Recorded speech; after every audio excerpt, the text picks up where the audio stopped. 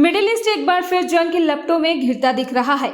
Gaza में शांति समझौते के बाद उम्मीद थी कि हालात सुधरेंगे, लेकिन इजराइल और लेबनान के बीच तनाव ने एक नया मोड़ ले लिया है।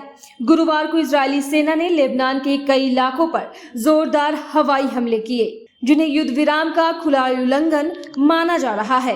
पहले ड्रोन हमले अल-दबश पहाड़ी और अल सैयद अल शर्किया की मुख्य सड़क पर हुए, जबकि इसके बाद सदा जिले और बेका क्षेत्र को निशाना बनाया गया। इन हमलों में एक आम नागरिक की मौत की पुष्टि हुई है। कुछ घंटों बाद इजराइल ने दूसरी लहर के हमले किए, जो दक्षिणी लेबनान के अंसार कस्बे के बाहरी हिस्सों में हुए।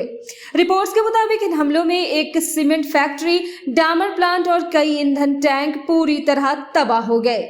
यह हमला 27 नवंबर 2024 को लागू युद्ध विराम के बाद से अब तक का सबसे हिंसक हमला बताया जा रहा है।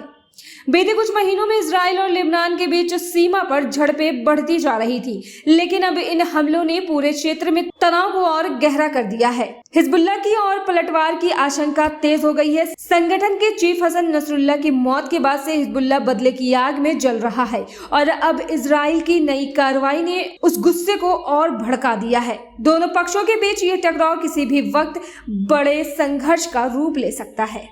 विशेषज्ञों का कहना है कि अगर स्थिति यूं ही बनी रही तो इसका असर सिर्फ लेबनान या इजराइल तक सीमित नहीं रहेगा, बल्कि पूरा मिडिल ईस्ट अस्थिर हो सकता है।